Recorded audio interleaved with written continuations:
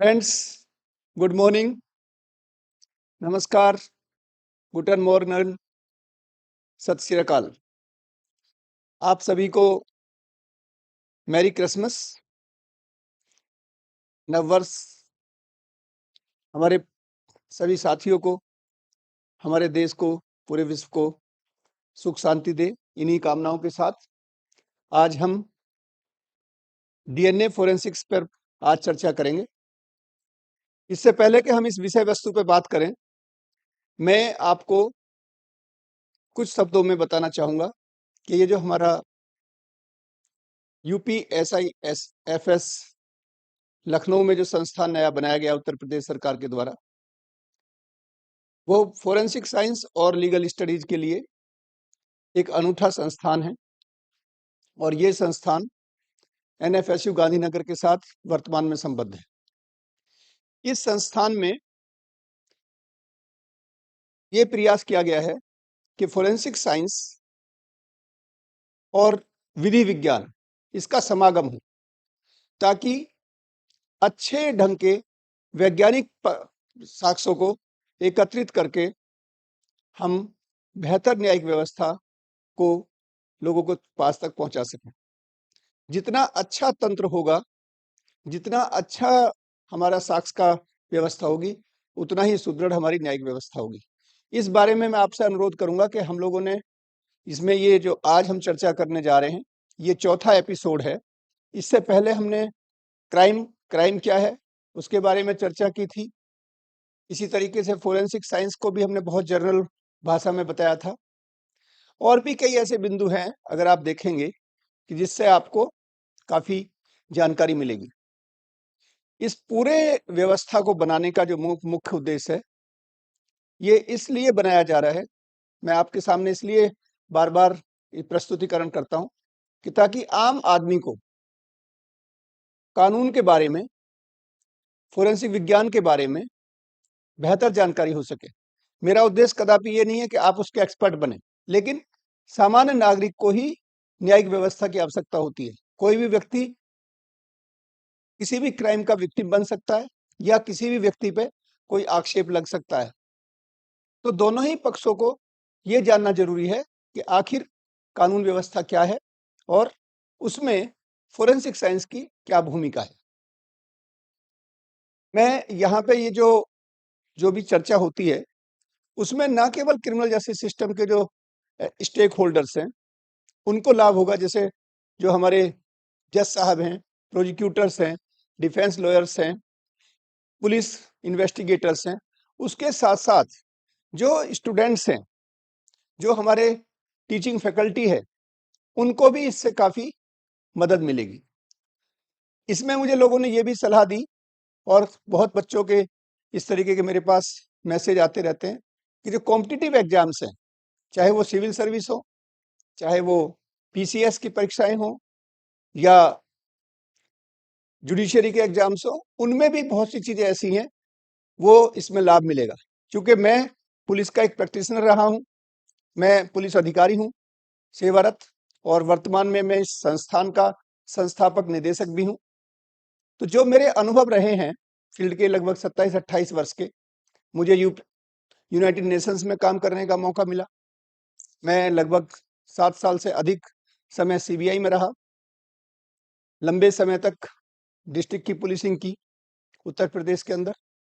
तो जो सारे अनुभव हैं, और मेरा जो एजुकेशनल बैकग्राउंड रही, वो प्रारंभ में मैंने केमिस्ट्री से मास्टर्स करने के बाद ड्रग केमिस्ट्री में PhD की पहली, उसके बाद LLB, LLM, second PhD Tata institute of social science से की। और फिर मुझे सौभाग्य मिला कि मैं न केवल भारतवर्ष का, बल्कि पूरे विश्व में जो पोस्ट डॉक करने वाला, DSc पाने वाला फोरेंसिक साइंस और लॉ में पहला व्यक्ति बना। तो इस सब बैकग्राउंड को मुझे ये लगा कि ये मेरा व्यक्तिगत दायित्व भी है, सामाजिक दायित्व भी है, कि मैं जो मुझे जानकारी समाज ने दी है विभिन्न पदों पर रहते हुए, मैं उसमें से कुछ व्यक्तिगत रूप से भी शेयर करूं। इसी परिप्रेक्ष्य में जो आज हम चर्चा करने जाएंगे, जो आज हम चर्चा करेंगे, वो DNA फोरेंसिक्स के ऊपर करेंगे। उसका कारण क्या है कि अगर हम देखें पिछले लगभग 3 दशक से, जब से 1984 और 85 में जब से ये विधा डीएनए फिंगरप्रिंटिंग अस्तित्व में आई, तब से लेकर के अभी तक ह्यूमन आइडेंटिफिकेशन के लिए, मानव पहचान के लिए ये विधा, ये टेक्निक सबसे कारगर सिद्ध हुई है। हम इस पे विस्तार से चर्चा करेंगे। इसी परिप्रेक्ष्य में मैं आज आपसे न केवल डीएनए फिंगरप्रिंटिंग के बारे में बात करूंगा, बल्कि कुछ क्रिमिनल जो उसके उपयोग हैं क्रिमिनल साइड में, उस पर भी चर्चा करेंगे। क्रिमिनल साइड के उपयोग के बारे में अगली बार जब हम विस्तार से चर्चा करेंगे, रेप इंसिडेंट्स, पॉक्सो के केसेस, मर्डर, उनमें मैं इसका विस्तार से चर्चा करूंगा। लेकिन आज जो हमारा फोकस होगा वो 2 बिंदुओं पे होगा। पहली बात ये समझना कि डीएनए फिंगरप्रिंटिंग, डीएनए प्रोफाइलिंग या डीएनए टाइपिंग ये है क्या। ये सब सिनोनिम है। DNA fingerprinting, DNA typing, DNA profiling, DNA testing भी बोल देते हैं। तो ये सब सिनोनिम है। जहां भी मैं इसको यूज करूं, इसका मतलब है हम डीएनए प्रोफाइलिंग की बात कर रहे हैं। एक केस रहा है हमारे यहाँ बहुत इंपॉर्टेंट, वो रोहित शेखर वर्सेज एनडी तिवारी। जिन लोगों को याद होगा, ये केस 2007 में हाई कोर्ट दिल्ली में इंस्टीट्यूट किया गया था और इसका निराकरण अंतिम रूप से 2012 में हुआ। यानी कि लगभग 5-6 साल तक ये केस बहुत ही महत्वपूर्ण रहा, जिसमें रोहित शेखर वर्सेज एनडी तिवारी का केस। रोहित शेखर ने यह क्लेम किया था कि उनके जो पिता हैं वो एनडी तिवारी साहब हैं। एनडी तिवारी जी के बारे में मैं बताना चाहूंगा, जिन लोगों को शायद ना जानकारी हो, कि एनडी तिवारी बहुत वरिष्ठ पॉलिटिशियन थे हमारे उत्तर प्रदेश, और बाद में जब उत्तराखंड बना तो यहाँ कई बार वो मुख्यमंत्री रहे। जिस समय ये केस हुआ था उस समय वो आंध्र प्रदेश, जो यूनाइटेड आंध्र प्रदेश थे, उसके गवर्नर थे। तो ये उनकी बैकग्राउंड थी। उसमें ये उन्होंने कहा, रोहित शेखर ने, कि मेरा डीएनए टेस्ट कराया जाए। डीएनए टेस्ट किया गया और जो रिजल्ट आए उसके बारे में हम चर्चा करेंगे। अब ये यहाँ सवाल उठेगा कि क्या वास्तव में डीएनए टेस्ट होने के बाद डीएनए का मैचिंग भी हुआ, पर क्या वास्तव में रोहित शेखर को ये अधिकार मिल पाया कानूनी रूप से कि वो ये कह सकें या वो ये क्लेम कर सकें कि क्या एनडी तिवारी उनके विधिक पिता बने, विधिक पिता हो सकते हैं? ये एक बड़ा प्रश्न है और इसमें बहुत कंफ्यूजन है लोगों को। सब लोग ये मानते हैं कि डीएनए हो जाने से डीएनए का मैचिंग हो गई, ये अखबारों में छपा था, सबको पता है। सब लोग ये मानते हैं अक्सर कि अब एनडी तिवारी विधिक रूप से रोहित शेखर के पिता घोषित हो गए। लेकिन क्या ये बात सच्चाई है? इस बारे में हम चर्चा करेंगे। ये ऐसे सवाल होंगे जो सभी के मन में जिज्ञासा पैदा करते हैं। ऐसे और भी बहुत से सवाल हैं। जैसे एक बड़ा सूक्ष्म सवाल मैं बोलता हूं, वो है कि क्या कोई बच्चा या कोई व्यक्ति ये लीगल कह सकता है, कोर्ट में जा सकता है कि भाई मेरी मातृत्व का निर्धारण किया जाए, हु इज माई मदर?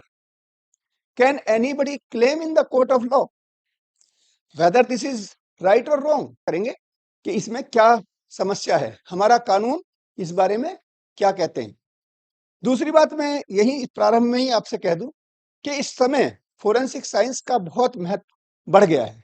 जो अभी हमारे 3 नए कानून जो क्रिमिनल लॉ से संबंधित थे हमारे, वो procedure code, penal code IPC, और जो हमारा एविडेंस एक्ट है, वो तीनों ही भारत सरकार के द्वारा पूर्ण रूप से परिवर्तित कर दिए गए हैं। हालांकि अभी वो बिल पास हुए हैं, पार्लियामेंट ने उन्हें दोनों हाउस ने पास कर दिया है। बस ऑनरेबल प्रेसिडेंट महोदय की उस पेसेंट मिलते के साथ ही वो लागू हो जाएंगे। तो ये मान के चला जाए कि किसी भी दिन ये कानून लागू हो जाएंगे। उसमें महत्वपूर्ण बिंदु ये है कि जो प्रोसीजर कोड है उसका जो नया नाम दिया गया है वो है भारतीय नागरिक सुरक्षा संहिता। मैं रिपीट करता हूं, भारतीय नागरिक सुरक्षा संहिता। उसकी जो धारा 176 सब धारा 3 है, उसमें यह निर्धारण किया गया है, उसमें यह आदेशित किया गया है कि ऐसे अपराध जिनमें सजा 7 साल या उससे अधिक है, उन सभी में जो फोरेंसिक एक्सपर्ट होंगे वो सीन ऑफ क्राइम का विजिट करेंगे और उनमें वैज्ञानिक साक्ष्य, फोरेंसिक साक्ष्य संकलित करना मैंडेटरी होगा। उसमें सेल वर्ड यूज किया गया है।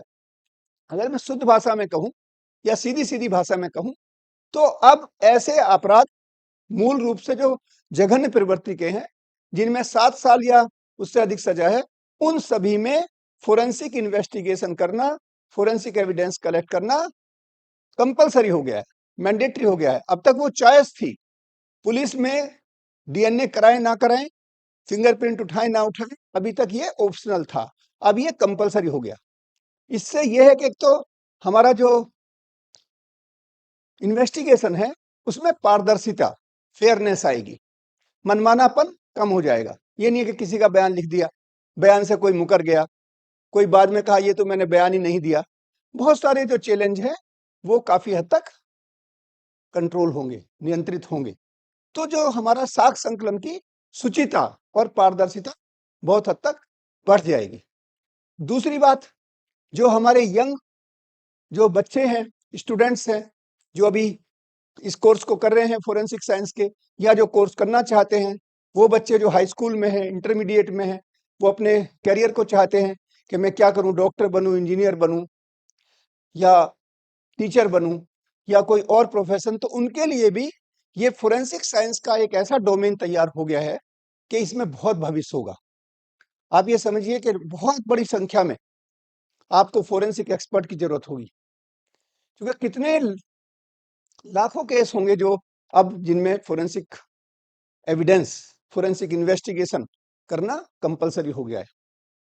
हमें बहुत सारी लैब बनानी पड़ेंगी, उनके लिए एक्सपर्ट चाहिए। उसके साथ साथ जितने भी हमारे जुडिशियरी है, जज साहिब हैं, टॉप टू बॉटम, सबको ट्रेनिंग की जरूरत होगी, उन्हें इसके बारे में ज्ञान लेना होगा। तो कैपेसिटी बिल्डिंग, चाहे वो जुडिशियरी हो, प्रोसिक्यूटर्स हो, डिफेंस लॉयर्स हो, और पुलिस को तो पहले से भी थी। उसके साथ साथ जो हमारे फोरेंसिक एक्सपर्ट्स हैं, उनको भी अपनी क्वालिटी को और इंप्रूव करना होगा। तो हमें कैपेसिटी बिल्डिंग के हिसाब से हमें बहुत सारी लैब बनानी है, वहाँ एक्सपर्ट की जरूरत होगी। बहुत सारे इंस्टीट्यूट खुलेंगे, जो हमारे लॉ के इंस्टीट्यूट है उनके अंदर शर्तिया फोरेंसिक साइंस के डिपार्टमेंट बनाने पड़ेंगे। अब केवल थोड़ा थोड़ा पढ़ाने से या केवल सुपरफिशियल नॉलेज देने से अब काम नहीं चलेगा।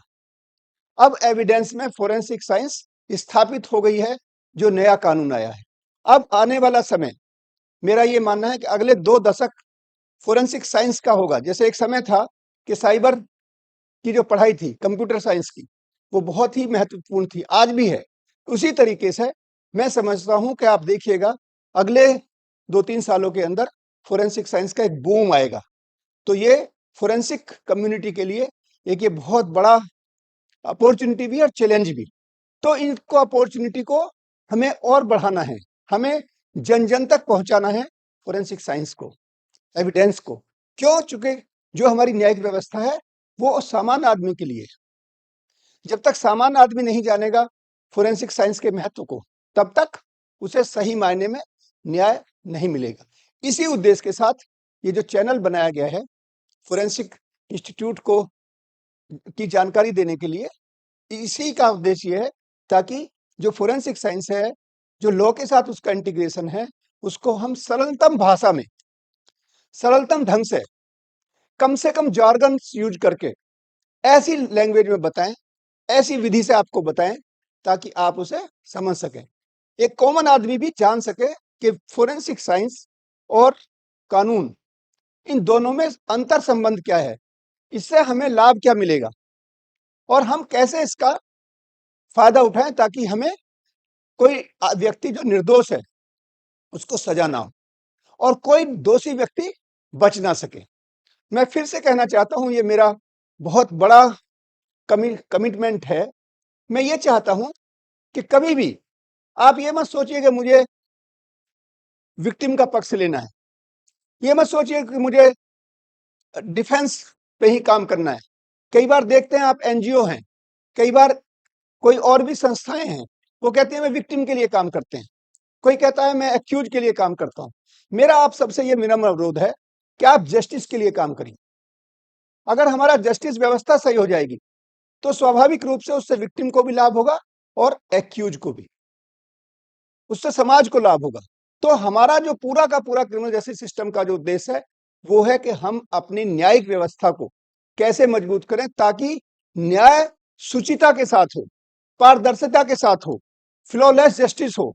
इन्हीं सब उद्देश्य के साथ ये जो हम कार्यवाही कर रहे हैं, जो हम ये चैनल बनाए हैं, इसमें मैं अभी स्टार्ट में आ रहा हूं। अभी हम और भी एक्सपर्ट्स को लाएंगे अपने भारतवर्ष के, हमारे अपने संस्थान के। जो बेस्ट लॉट है वो आपके सामने समय समय पर आएंगे। हम लोग इसमें इंडिविजुअल डिस्कशंस भी बोलेंगे लोग, और हम ग्रुप में भी डिस्कशन कराएंगे। तो अभी ये शुरुआत है, और जो अगर किसी बिंदु पे किसी भी व्यक्ति को कोई ऐसी चीज की आवश्यकता है या कोई आपकी सलाह है कि इस टॉपिक को किया जाए, हम उसको भी करने पे विचार करेंगे। लेकिन ये कार्यक्रम आपका अपना है, आपके लिए बनाया गया है, जिससे आप लाभान्वित हों। इसी उद्देश्य के साथ ये टोटल प्रो बोनो है, इसका कोई वो नहीं है। केवल हमें यह है कि हमारा संस्थान एक बहुत ही शुचिता के साथ, बहुत ही पायस ऑब्जेक्टिव के साथ उत्तर प्रदेश सरकार ने, भारत सरकार ने इसको कंसीव किया है। तो उसका उद्देश्य पूर्ति करने के लिए जो हम ये कार्रवाई कर रहे हैं वो आपके लिए की जा रही है। इसी बैकग्राउंड के साथ अब मैं आपसे